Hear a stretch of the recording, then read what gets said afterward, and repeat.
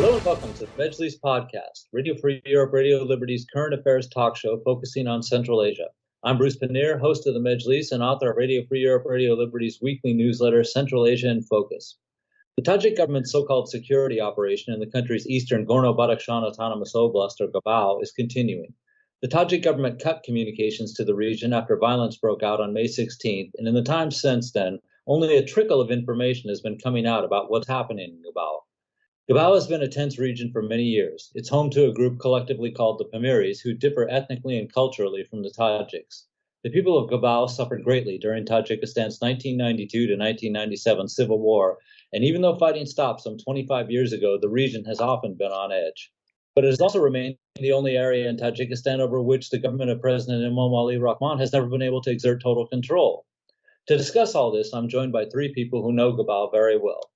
Zamira Dildorbekova's research focuses on the Tajik Pamiri community of Gorno-Badakhshan region and socio-religious developments within the community following the collapse of the Soviet Union. Susan Levy-Sanchez, non-resident fellow at American University and is also the author of the book Bridging State and Civil Society Informal Organizations in Tajik Afghan Badakhshan. And Bakhtiar Safarov, the director of the Virginia-based organization Central Asia Consulting that does strategic analysis. Okay, I'd like to ask our guests first about what information you have on what's going on out there, because we have such little information. So, Zamira, could you please explain what you've heard about the community and the society out there in Gorno-Badakhshan? What makes it different than the rest of Tajikistan? Thank you, Bruce, very much for the invitation, and to all of those who connected. An absolute pleasure and honor to be connecting with my fellow speakers here as well. So, I think if we elaborate on the events in Gorno-Badakhshan, I would absolutely confirm and agree that there are a number of factors and developments that one needs to be mindful of in order to better comprehend the situation on the ground and how things unfolded, why those are happening or are shaping the way they are, as well as perhaps where those may potentially lead to and what potentially could be done to aid to remedy the situation. Often in our conversations, explanations or discussions such as this, we are not quite able to go into the depth of certain unfolding developments and complexities on the ground to try and avoid the simplistic narrative of the good and bad actors, and it's often due to the time limitations, just like today, for example. So it's important to reiterate the situation on the ground is very complex, given the multiple factors and various dynamics in place between various actors, local, national, international, which has been the case historically, but more so in the last 3 decades, and since at least the 3 major developments that have contributed to this. The first one would be the collapse of the Soviet Union, of course, and Tajikistan as a newborn young state stepping on the road of the independence. The second one would be the subsequent civil war in Tajikistan in 1992, which has seen the involvement of the Tajik Pamiri community members, along with some others, in pro-democratic attempts as part of the united Tajik opposition to the incumbent government. And then when the contact also important development when the contact between the community, who also happen to be, as many of you would know, the Shia Ismaili Muslims. So when the contact between this community and their spiritual leader, His Highness the Aga Khan, has been reestablished following 70 years of the Soviet isolation. So each of those historical forces has really brought new or existing actors into play. And we see the development of various relationships and dynamics between these actors impacting and influencing various developments in the region and within the community. Notably, we can point out several significant actors and relationships that have become quite prominent in post-Soviet arena in Gorno-Badakhshan. So the first 2 set of actors and relationships prominently feature in the recent discussions in social as well as controlled media. And firstly, it's the relationship between the central state authorities or the incumbent government and the informal local authorities, with a number of them being part of the so-called Tajik opposition, who by and large, gradually, and by today, has been successfully eliminated by the central authorities. This relationship is is one of the complex ones and better known ones, which entails not only political but economic motivations, which Susan elaborated extensively on in her book brilliantly, particularly in terms of the competition and control of illegal trafficking of illegal goods and substance. And the second one is the relationship between the local and formal authorities and the local government and authorities, with a growing number of the latter in higher hierarchy coming from outside the region as imposed by the central government. Next, actors are known less so in our discussions. Usually it is the relationship and dynamics between the locals and the local Ismaili religious authority and the imamat institutions, the locals and the local informal authority, the informal authority and religious authority, next the locals and the local government, the religious authority and the local government, and ultimately the local and central government authorities. And one of the relatively new and recent prominent actors, which has also become, contributing towards the scene, it's the Tajik Pamiri diaspora abroad, mainly based in the post-Soviet space, largely in Russia, as well as in Europe and the West. So the dynamics between these actors came to be very significant in the way they have informed and shaped, among other aspects, the community's perceptions of state-society relations, including civil attitudes, the notion of civil society, as well as the sense of identity, both religious and national identity. And I'd like to also mention that none of these relationships and, the actors which I've discussed above were developing in isolation. On contrary, there was a constant interplay between them and those feeding into each other and producing the social, economic, and political, or rather apolitical within the community attitudes we see today.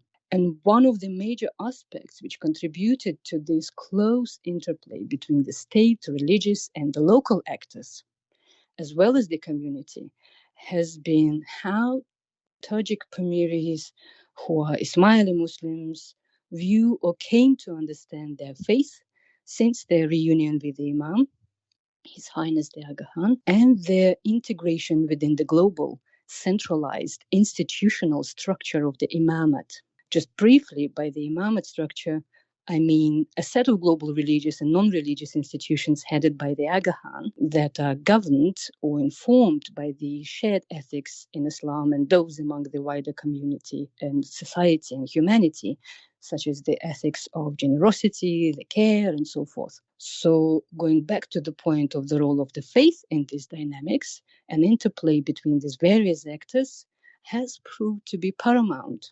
Firstly, because of the role of the Imam is to provide the religious and the worldly guidance to his followers.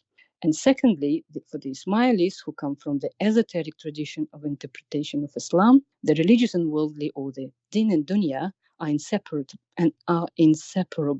And the ethics of Islam must inform our actions.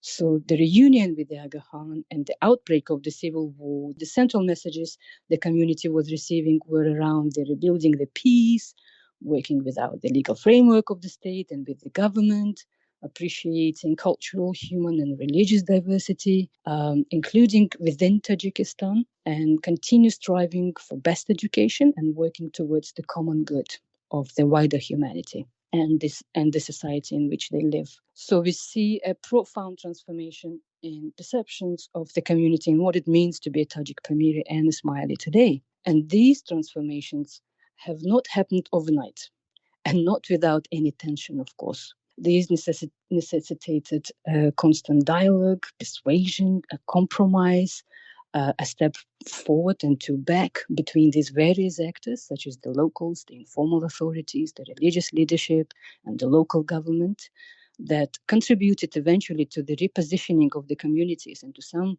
great degree the informal authorities' perceptions of the state-society relations, as well as their understanding and appreciation of the central messages received from the Aga Khan into their daily lives and their relationship with the state. So while we see the community largely moved on from the civil war period, despite the countless atrocities happening then too, It is clear that the central government continues to view their relations with the informal authority through the prism of the civil war. So this relationship got overwhelmingly more complex as it involved economic reasons or financial revenues from illegal trafficking of goods by the actors. And hence we recall the clashes in the past between some members of the local informal authorities and the central government authorities, including the so-called Horuk events in 2012. Many associated those developments with the crackdown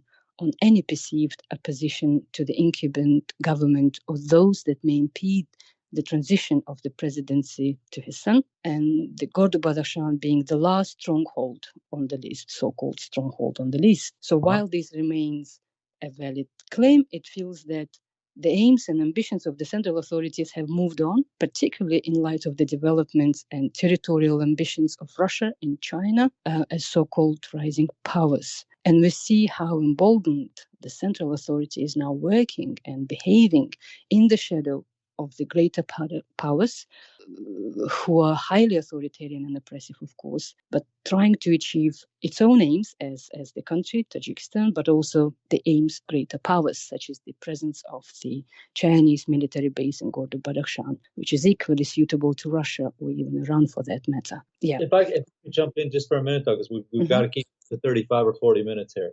And I want to bring some other guests. That was great, though. Thank you, because you kind of set the table and showed us that it's a very complicated relationship that they've had for years, both with the Tajik government and nationally, too, with the presence. I'm going to ask Bakhtiar to come in for a second here. And can you tell me, can you run us up to what it was more recently that led up to the events that started on March 16th and the problems that we have right now? I mean, what was the situation in Gorno-Badakhshan since last November, for instance? Thank you, Bruce, and thank you everyone for invite. I want to greet distinguished speakers and all your listeners. So, like I said, I'm a fan of Majlis podcast, and I look forward to talking to you. I'm very excited. So, yeah, since we last talked, a lot has happened, and we can actually say this. Let's say last 30 days as probably the bloodiest month in the recent history of Tajikistan, and it started, as you know, from May 14th. After that, so many months of blockade, and the people couldn't agree to the Ziobekov's investigation and Group 44 and everything. So they wanted to pursue to meet again and have a protest, but everything was stopped. And after that, we actually witnessed the bloodiest Rushan massacre that happened.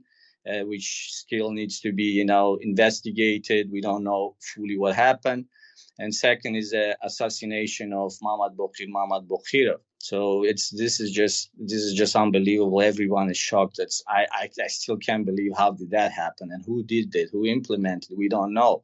It's the KG, State Security Alpha Unit. Is it the Ministry of Interior who is, who's supposed to protect, citizens, but not like assassinate? This is just outrageous. And what is actually happening after that is even worse. So we know it's actually a lot of experts say that it's turning into ethnic cleansing. And it's not only in Gabao area. We see a lot of reports that people in Dushanbe, in the capital, being harassed by security forces. They get them, they ask for money. Thanks God it stopped a little bit. But we see a lot of reports that people that are traveling to Tajikistan from abroad, from Russia especially, they get detained upon arrival in Tajikistan airports. And we see a lot of complaints even coming from Russia. Those people that had protests, they did statements over the internet. There is a list of people that around 500 people that has to be transferred to Dushanbe, along with same as Alawat Shoaib and Chorshanbe were abducted and brought back and sentenced to lengthy prison. So that other people, Oraz Vazirbekov, another leader, was also doing a video saying that he was also warned that he could be detained. So that's not only that, the detainees of Rushan is really, really kept in a really harsh condition.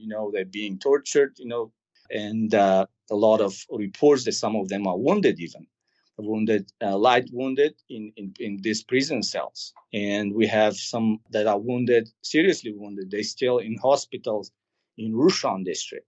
So that's, and on top of it, we see a very, very harsh propaganda that's going on in Gabao TV, so-called Badakhshan TV. I don't know if it's just too much, and it's airing, and it's actually what I actually listened to hours of videos from this just to see what they're really saying. And basically what they're saying is, you guys are abandoned, nobody needs you, so you just, under this influence of these bad people, and the only one person who cares about you, the survivor is the leader of the nation. So basically they really, this propaganda is making people that they have basically no hope.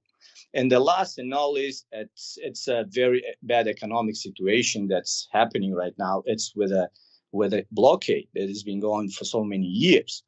And on top of it, now there is no internet. And a lot of businesses were connected to internet for the welfare, so they don't have this income anymore. So, and that the food prices went up 20%. So it just really, really bad at what we're seeing right now. Yeah. Thank you, Bakhtiar. Suzanne, I'd like to ask you now. Zamira alluded to it, and Bakhtiar just also mentioned too that these security problems are at least the Tajik government's view that it's a security problem has existed for years. It's kind of gone on and off. This campaign seems to be a little bit different, though. I mean, we remember what happened in 2012, and we know that the situation has not improved in Gorno-Badakhshan, and there's been tensions. But this particular, what they're calling an anti-terrorist campaign, seems to be much more intense than anything we've seen from the civil war. Any thoughts on why that's so? I think that the Tajik government, I think both Bakhtiar and Zamira gave incredible outlines of both the present day and the underlying influences, particularly the Pamiri-Ismailian relationship to the imamat. But I think in terms of the Tajik government's current actions and what has happened in the past. So in the past, as Zamira pointed out, Gorno-Badakhshan was the last stronghold and the various local leaders. So they've kind of eliminated local leaders over time. So 2012, they assassinated Imam Nazarov. In 2014, there were two other leaders that they assassinated. And they've been trying to get Commander Colonel Bokhir out for quite a while. So that's been part of their larger plan. I think the reason this one, in my opinion, is so much stronger is that in the past it was, let's try to do this. Oh, it's not really working out. We're saying we're going after hooligans. Then they have a new blacklist of people who either fought back or protested from 2012, 14, and 18. This time, they really started November 25th.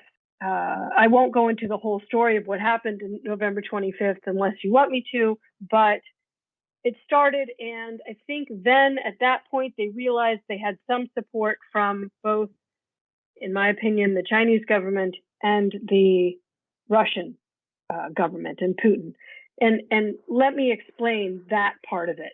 So the Taliban took over Afghanistan, so there was a border issue. So both Russia and China were concerned about the border issue. Their recent actions, if you think about it, there's several things. One, the Kyrgyz Tajik trafficking lane has been kind of closed down from the tensions in the other route in Batken. The Uzbek route, the Uzbeks are not willing to let the Tajiks control that route right now. So the main route for trafficking is up through the Osh region. That's one issue. The second issue is China wants that trade route and that to be controlled to increase trade of various things. And I imagine that they have requested that these local informal leaders that actually live along the route in Barkharok, where Bokhir was, need to be cleared and controlled. The other issue is there was a tension in the family about who controls which part of what trade. So the former intelligence minister, Yatimov, was kind of controlling that area, but now that Rustam, the son, Rustam Imam Ali, is being groomed to take over. There's two issues. One, they want to consolidate the legal and illegal economy in Gorno-Badakhshan under Rustam's control. And I have been told by my various sources that he's very much in charge of this particular action in the region. And number two, China wants that area cleared. Number three, from what I understand, there was this narrative that the West was trying to groom Gorno-Badakhshan as an area of resistance that was given to Putin. So Putin has not fully supported the Tajik government in the prior actions, 2012, 14, and 18, as completely as now, from what I understand from both sources in Moscow and in Tajikistan. So to sort of summarize all of that, number one, the sun is taking over. They want to consolidate power. Number two, there are issues in the trafficking lane after the Taliban takeover. So this area became a more important trafficking lane. Number three, the Chinese would like that route and the borders to be controlled. And I think they're putting pressure on the Tajik government to make that happen. From what I understand, they have supplied some of the weaponry for this particular action. Number three, Putin is under pressure with Ukraine and paranoid that the West is going to act up in various ways. So he also put a line in the sand and said, basically, Ramon, you need to pick sides. Ramon picked sides. Ramon also told him that the area was basically that the West was trying to get them to resist. And so he got Putin's support. And so the brazenness of this action is really a confluence, I think, of both the inside domestic shifts in power, as well as the outside greater powers that are supporting that region, and Tajikistan in particular, China and Russia, and the fact that the U.S. and the West have largely withdrawn after Afghanistan. Sorry for the incredibly long, confusing analysis. And in fact, I'm going to get back to that in a second. But first, we're reaching about the halfway point in the show. So I wanted to mention again that this is the Majlis podcast, and today's topic is the security operations in the Gorno-Badakhshan province. I'm joined today by Zamira Dildarbekova, whose research focuses on Tajik Pamiri community of Gorno-Badakhshan and socio-religious developments within the community following the collapse of the Soviet Union. Suzanne Levy-Sanchez, non-resident fellow at American University and author of the book Bridging State and Civil Society, Informal Organizations in Tajik Afghan Badakhshan, and Bakhtiar Safarov, the director of the Virginia-based organization Central Asia Consulting that does strategic analysis. I'm Bruce Pannier, host of the Majlis podcast and author of the weekly RFARL newsletter Central Asia in Focus, and we are again discussing the situation in Tajikistan's Gorno-Badakhshan Autonomous Oblast. Now, Suzanne, just a minute ago you were talking about this rumor, myth, whatever you want to call it, that there was some Western involvement up in Gabal. But I'm curious because if you look on the map, I've seen this in other places too, where they said, well, there's some hints that this is separatism, which obviously would catch the ears of the Chinese. But realistically, I mean, how could this region possibly exist if it was really separatist and formed out its own area? They would be surrounded by countries that wouldn't help them out, one would imagine. So how realistic is it to say they're separatists? I mean, it seems kind of absurd. Yeah, I interviewed in my years in and out of the region many people about that issue locally. And one thing that was really clear is that almost everybody I spoke with, from Colonel Bolkir to others, were not separatists. They wanted simply to have the semi-autonomous designation that was given to them, but they fully understood that their remoteness and, the landlocked area in which they had to be part of the Tajik state. They didn't want to separate from the Tajik state, from the many people I spoke with. And, what's interesting is even in 2014, the Russians at that time were supporting a group of women, from what I understood, and they were walking around with a petition to separate, for Gorno-Badakhshan to join Russia. And there were a number of local leaders that basically threatened them and said that they better stop because that's not what anybody wanted. And so it was these local leaders that currently the Tajik government is arresting and killing and disappearing that were actually the ones who told these women to stop this separatist movement, which was just kind of a fake separatist movement anyway.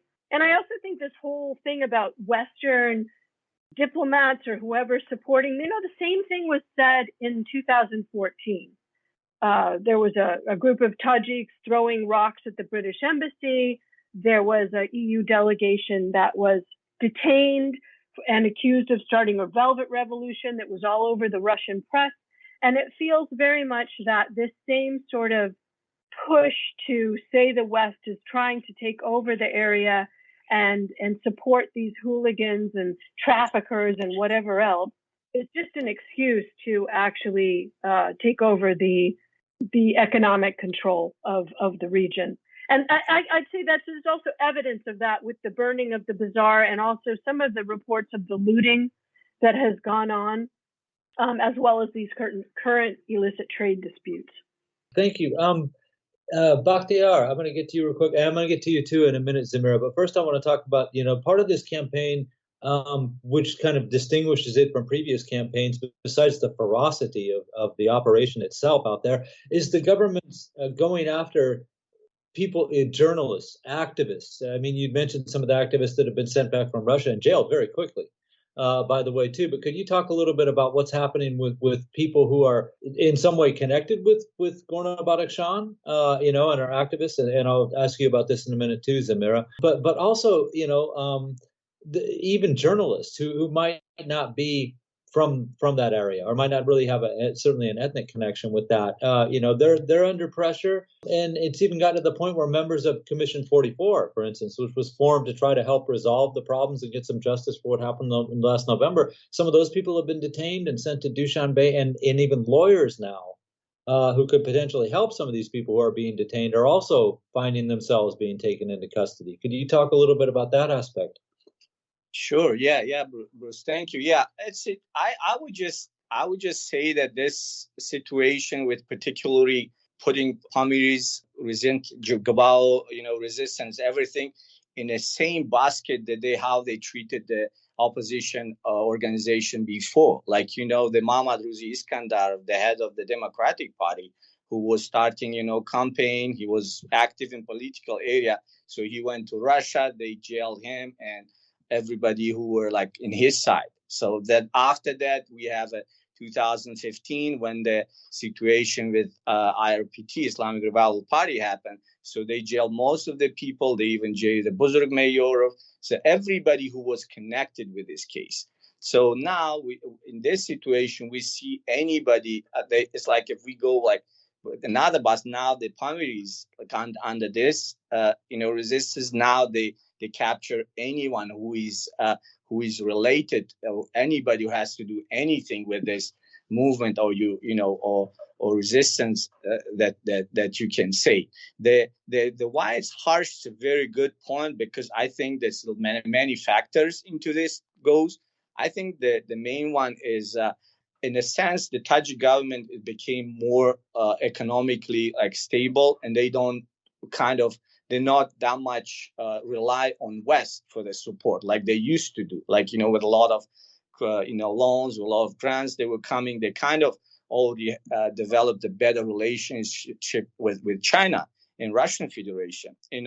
Even in this situation, we see only Russia. They made a statement saying that these people are, criminal groups. China didn't say a word. At least I didn't hear anything on this situation. So that I think brings us to the conclusion. Maybe we'll talk later about this. And I agree with the notion of Dr. Edward Lemon, when he said that it's time to rethink.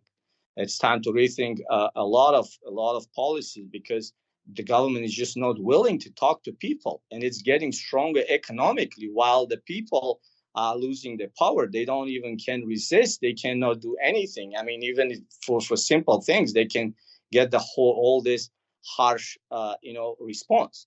And even you can see Rahman send a delegation to meet Taliban, but they don't want to talk to their own people under no circumstances. And then after that, he visits Iran, he visits Uzbekistan, and nothing is told about Gabao. It's like these people are never existed.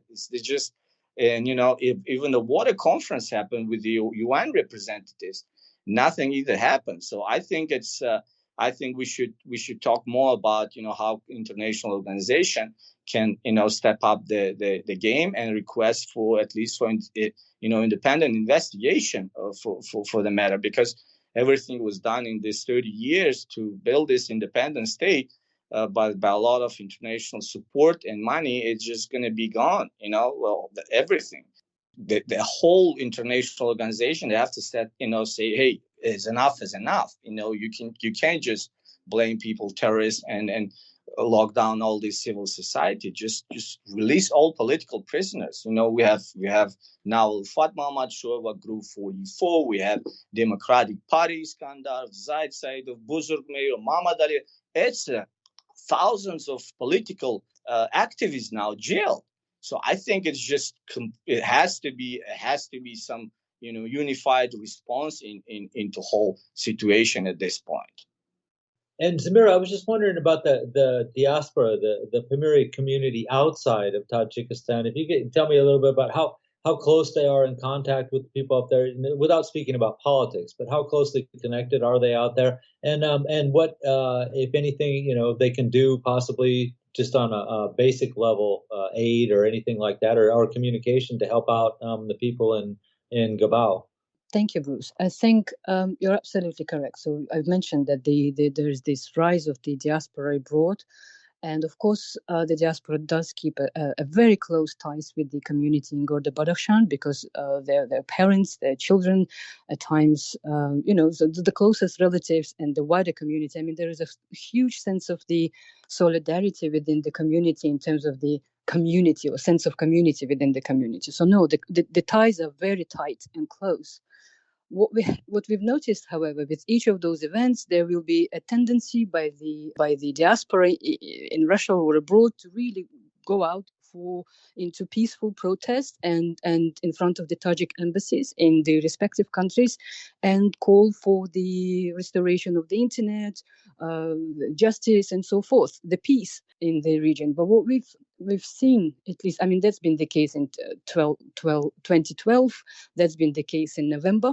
What has happened, however, since November is that this now is no longer the choice the diasporas are taking, because they've noticed that it is no longer effective, but also there is the targeted action from the central government, particularly where they can access those who organized or called for those peaceful protests to be deported, just like, for example, the recent events with the Russian citizens, Tajiks, but Russian citizens being extradited back to Tajikistan and being sentenced. So there's been a larger move now not to protest in front of the Tajik embassies, because there are punitive actions following by the government, but also those who are abroad, their families are being targeted locally. So then kind of families are urging not to do or involve in any action which may potentially harm the families in the country. So that means that the family members may be losing their jobs. They may be given false accusations, detained, and really questioned for hours, and so forth. So that's one issue. The second issue is that the monetary the money which is being usually the diasporas would collect as the support to the families, the financial support to the families who have been losing the family members for whatever reasons, for example, the funeral or to rebuild their houses or whatever, that also has stopped, because there's been an indication that when the money, the larger sums of money are being transferred onto people's accounts, people who receive those and disseminate within the community get targeted. And they actually are being called on and summoned to have long conversations and at times often detained, just like the members of the Group 44, who then are accused of having the support from the Western actors and also diasporas. So, and of course, contributing towards the so-called destabilizing the socio-political situation in the country. That's these are the accusations they receive. So at the moment, even the diasporas abroad are very desperate and frustrated and very alarmed and worried and concerned about the local populations and for their health and safety, for their financial situation, because the humanitarian crisis is not far away, it seems, in the region. I mean, they're still coping and trying, and no one is going to say, or they're scared in a way and frightened to talk about any challenges they're facing currently locally. So the situation is dire. But what I think Susan has nicely put down is the shift of how things have been 30 years ago, and how they've and it's not the same case today, and this is because of the greater involvement of the greater powers, and Russia and China in particular, and government is working with impunity and not even considering to stop, even though there are no longer so-called local and formal authorities that they were targeting or trying to eliminate. So I think this international involvement and the ambitions of those larger powers have really shifted the dynamics for the locals. And in fact, at times I would be reflecting whether it was any other community, not even a Pamiri community, they probably would have faced the same treatment because of this larger powers involvement in this whole political domain, let alone the local developments on the ground. So I feel like there is just like what Safaroumat has mentioned, is that there is a larger dire need and hope that the international community may respond, because we've also seen that Russia is very, very highly unlikely to intervene positively into trying to resolve the situation. So really the hope is with the international community to intervene. So far we've seen a lot of them raising concerns, but really what we need is the real action on the ground, some measures on the incumbent government and the central government which will have some impact. And as mentioned by my colleagues, at the moment the government really sometimes does not need that Western donor money, because they've created a very nice and easy transaction kind of mechanism with China, where there is less accountability for any money Chinese provide, and it's just easier to pay off with the chunks of the land from Gorno-Badakhshan. So I think that's kind of the larger complexity to the situation, that it's become international kind of, it's involved international actors, larger actors, who are equally oppressive and authoritarian. Thank you very much. But we're coming to the end. We could talk about this for hours, absolutely, and I would love to. Unfortunately, we got to keep the podcast down to a certain limit. So I'm going to ask everyone just in 2 or 3 minutes each for a response. Is this a watershed moment in Gorno-Badakhshan? I mean, is there any possibility of going back to what has been kind of kept the situation, certainly not under control, but at least in check, dealing with the informal leaders or influential people on the ground, the government and the Tajik government and these local people. Is that over? Are we done with that? I mean, is there any going back to the system that's kept the peace more or less for the last 25 years, or is that just gone now? We'll start with Suzanne, please. Well, I do see this as a watershed moment. I see it as a watershed moment for the reasons that they have.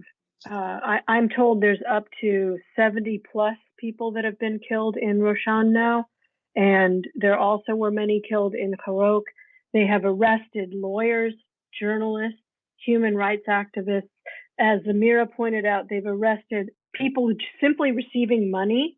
Some of that money was going to families of people who were killed or families who had people who were injured, and they're arresting those now. There was a woman from Morgab who was arrested because of that, and some of the Group 44, as Zamira mentioned, were arrested because of that.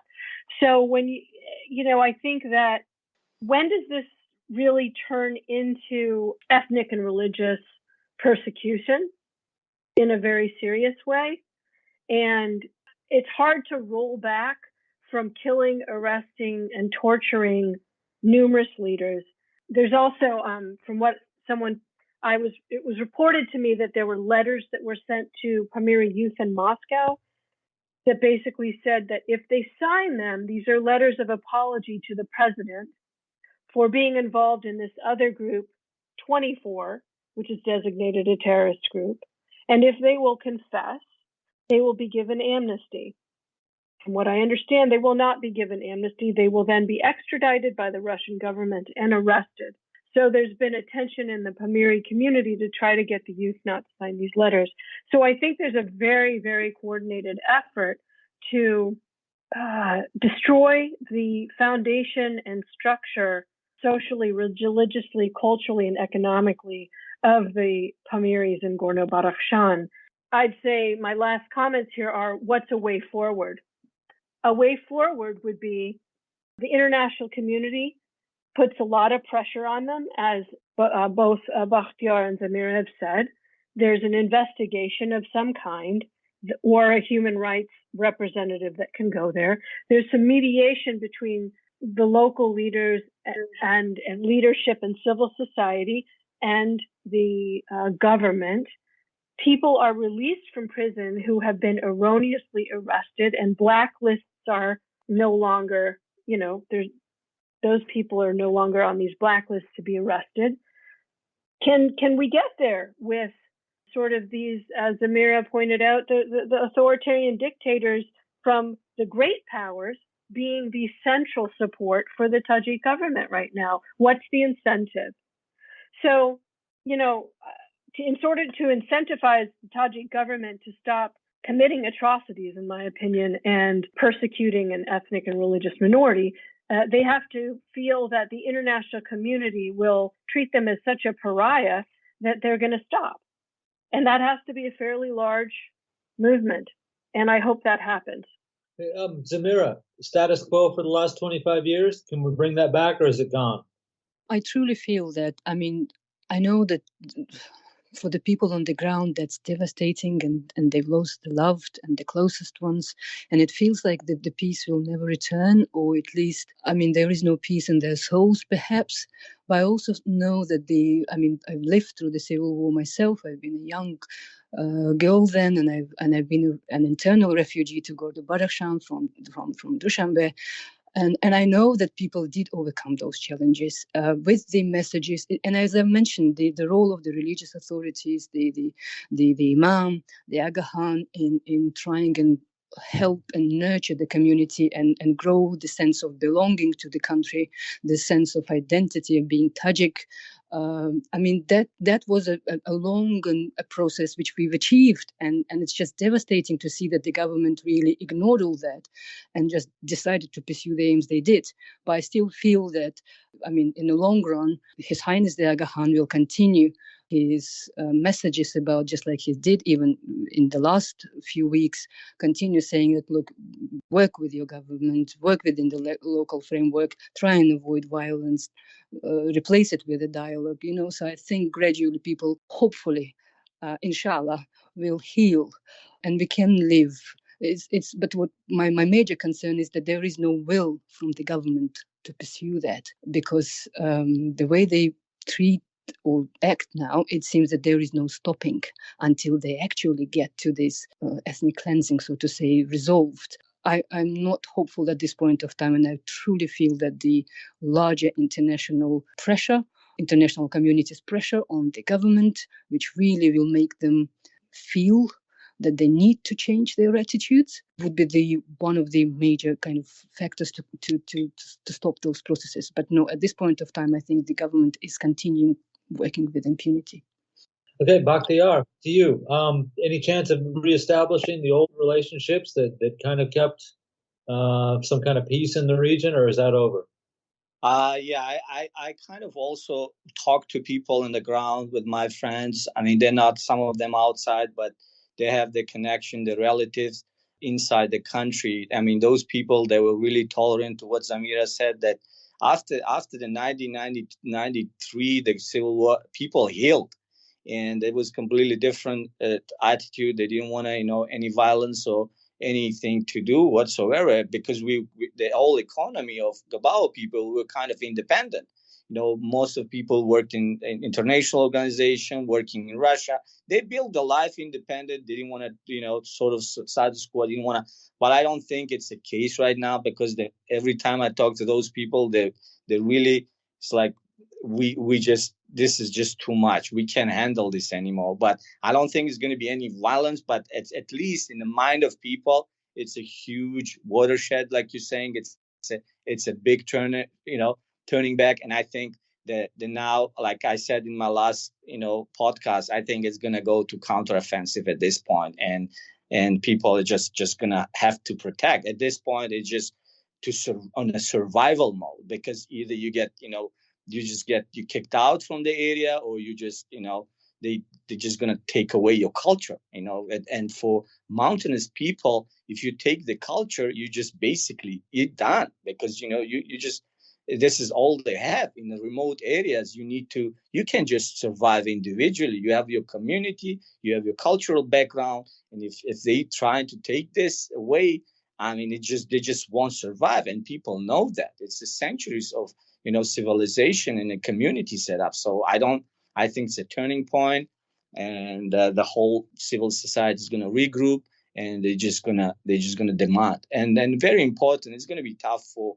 local communities, especially in impoverished region, to do it by themselves. So that's why at this point, it's just going to be very vital for international organization to really, really, by all means, to step up their game, and just to help, to assist in any way, starting with humanitarian assistance, like during the 93 to 97, I was there as a refugee. We wouldn't have survived without international organizations, and it gave a good result, because we kind of grew up, we work, and we do good things. So that's the culture that we have. So that's why if international organizations want to have some let's say island of freedom people, that's the way to step up and help us.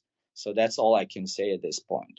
Great, thank you. Well, obviously a very complicated and sad situation right now in Gorno-Badakhshan. I'm sure we're all hoping that there's some positive progress that comes out of the region soon, but I'm afraid our time for this podcast is at an end. So once again, I'd like to thank Zamira Dildorbekova, Suzanne Levy-Sanchez, and Bakhtiar Safarov for being my guests today on the Mejlis podcast.